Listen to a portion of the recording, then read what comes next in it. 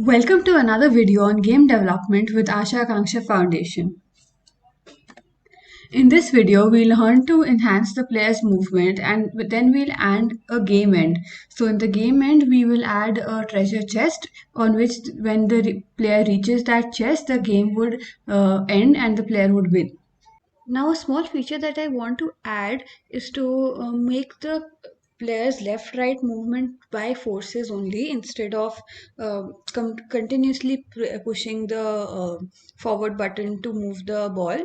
We just need to push the forward button one to apply some force to push it forward to a certain extent. So let's implement that. We go to player controller.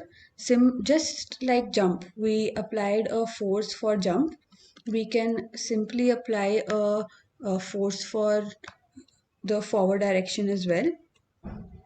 So here instead of jump power, we'll define say move power, and we'll remove the speed, and let's check it out.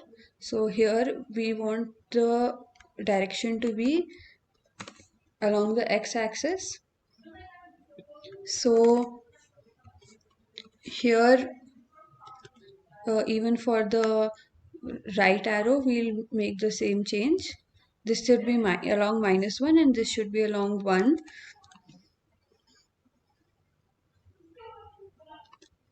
Here we'll change the jump power to move power as we defined at the top.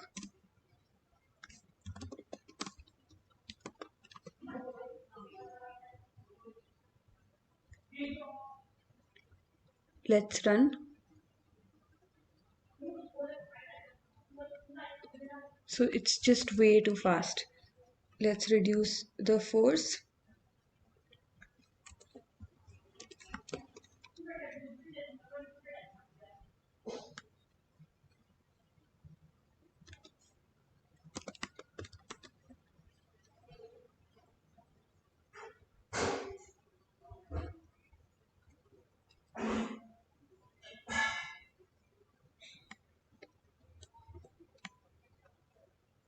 So now we don't need to constantly push the ball, but it's still a little too fast. I'm not able to control the ball properly.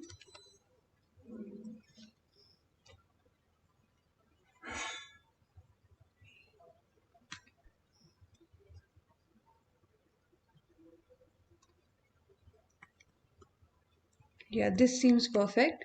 So now if I stop pressing the so the ball wouldn't automatically stop since it's moving and a force is being applied on, like it has a constant motion, and even if a force is not applied it will stay in motion, as some of you might be aware.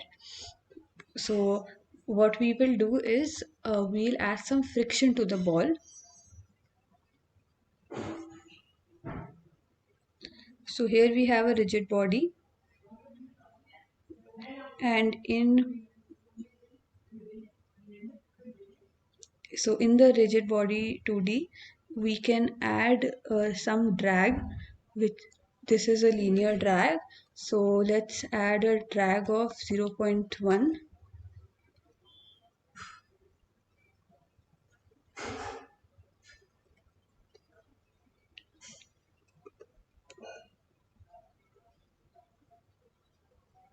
So the drag is a little too less for to make the ball stop. So we've changed the drag to 1.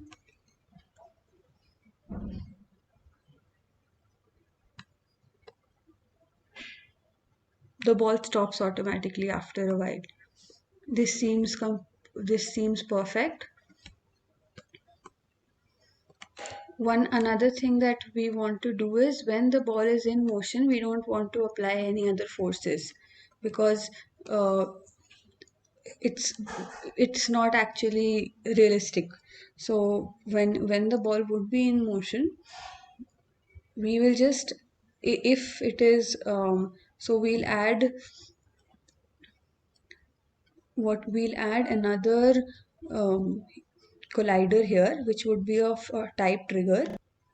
So we'll switch on the trigger part, and let's reduce its radius, or probably this radius is fine. So if the ball, if basically the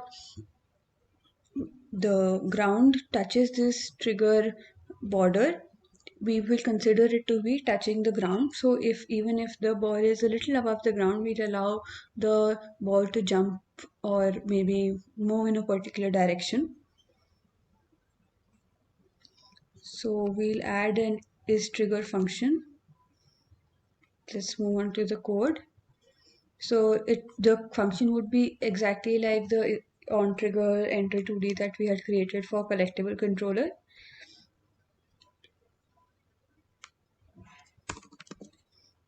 What we want to do is there if an enter is called, we will make the variable of, so if for example we have a private variable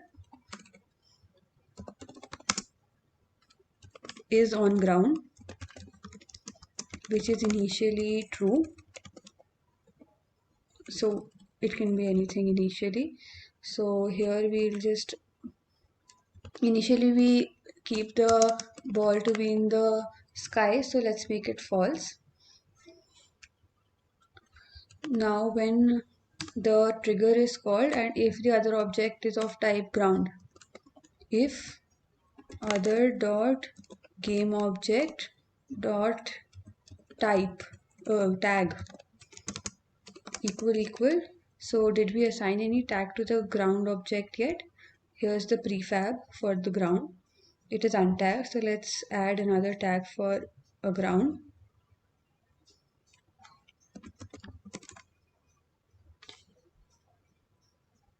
We'll apply it to the ground. Now it is applied to all the instances of ground that are there.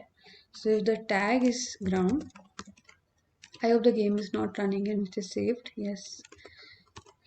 So what we want to do is we want to make is on ground to be true, and if a jump happens, we'll make is on ground to be false.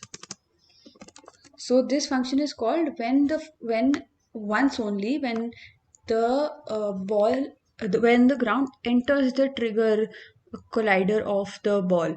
So it won't be called every time it is inside the collider, but only when it enters for the first time.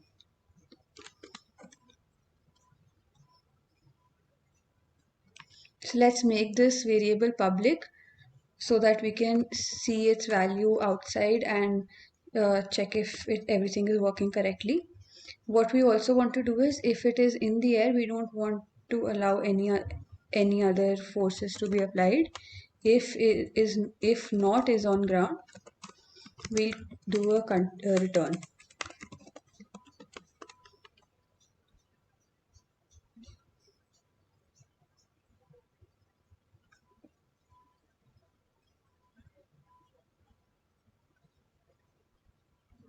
So we can check the value of is on ground. It is true right now here. Now let's play the game.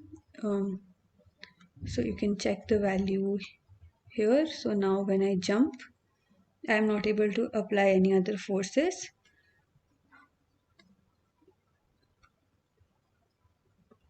However, this is stopping me from, okay, so no, everything is working fine and I'm able to jump along with moving.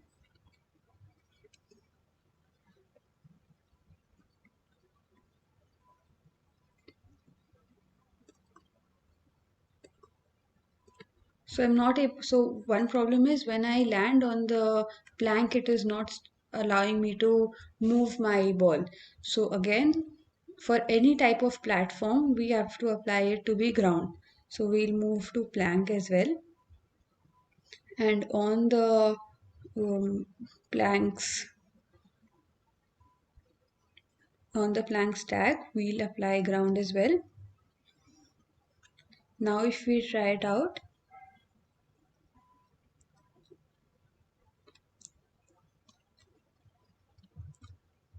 so I can jump over from the plank.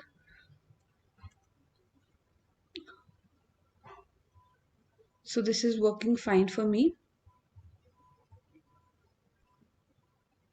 Now let's see what are other features we can add to the game. One feature is, firstly, we want to add an end game here. So when the game ends, the object can probably, let's check out some sprites and see what would be a good reward to the player if the player reaches the end game. So I don't see any good reward here. Let's add some, let's get some PNGs from Google for, say, a treasure chest.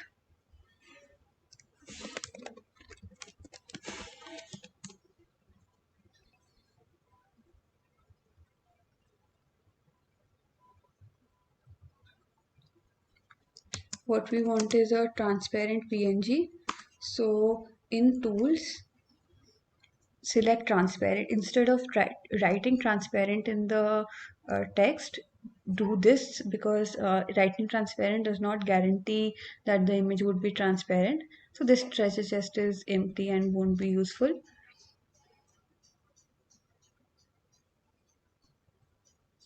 This one seems to be good. So let's save image. So if you know the location of your game, the game that you're making, you can save it directly in the assets. Otherwise, an option is I'm just saving it in my downloads.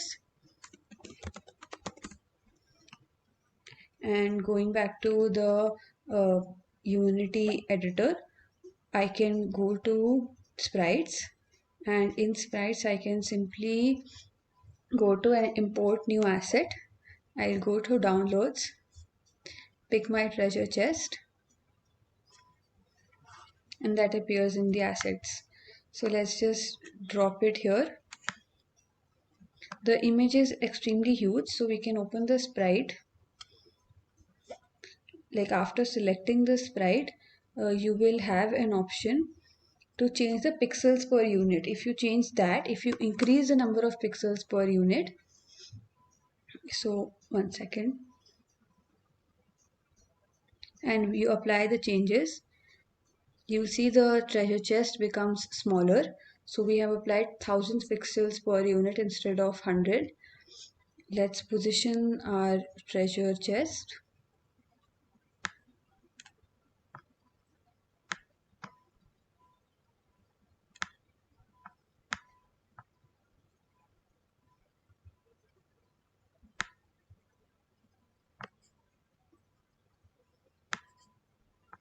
So this is the reward that our player would get on reaching the end of the game.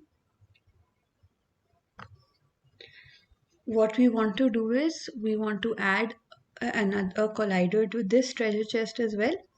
So the aim is that when the player touches this treasure chest, we are able to do some action such as show game win scene, or to shift to the next level or something like that. So we obviously need a trigger for that. So we'll add a box collider. This size seems fine for the collider. So as soon as the player enters this box collider that we see, it will be able to, like, the game would end. So let's also add a script for the chest. So let's rename it.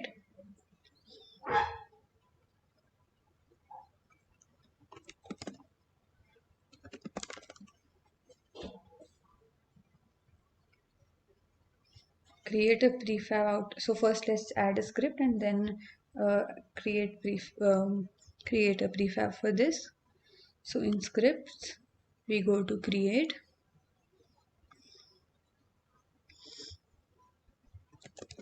level over. So let's think of a treasure chest, seems like a better name for our object. So we add a treasure chest controller. We rename this to a treasure chest again.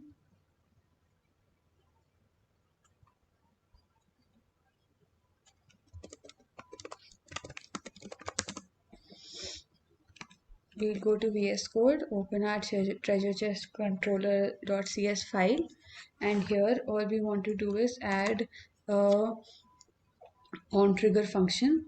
So we'll go to the collectible file, pick up the on trigger.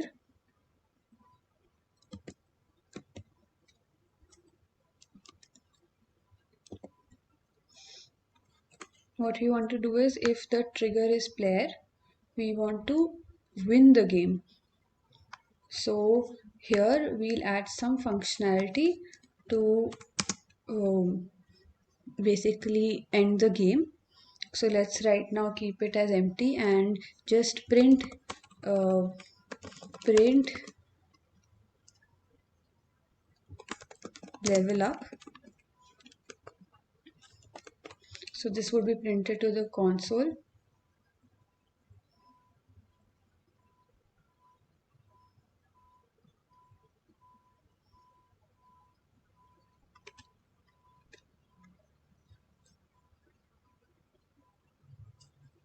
Again, let's try out our game.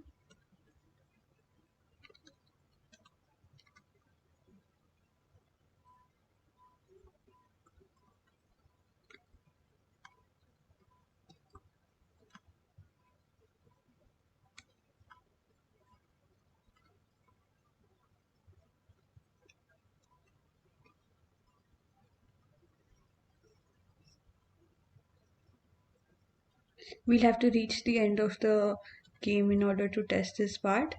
So let's try to win it this time.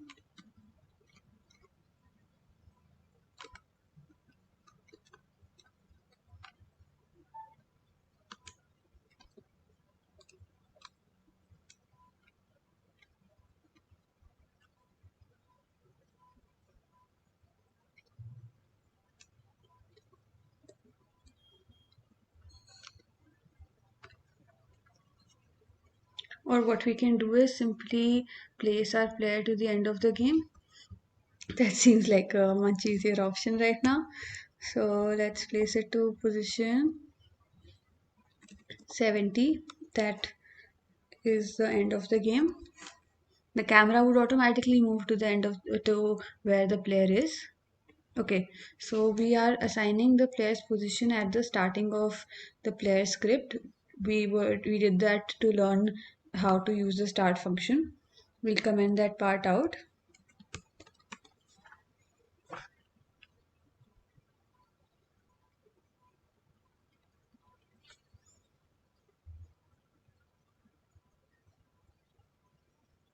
Right, so now we are at the end, and here we collide, but we don't see a game over yet.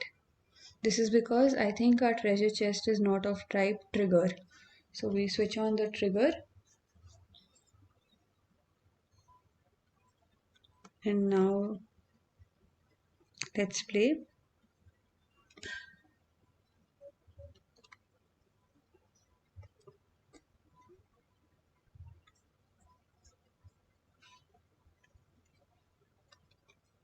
Okay, now let's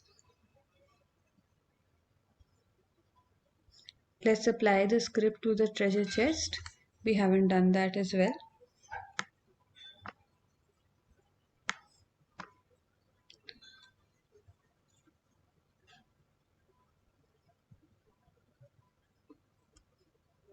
Check out the console, we're getting a level up message.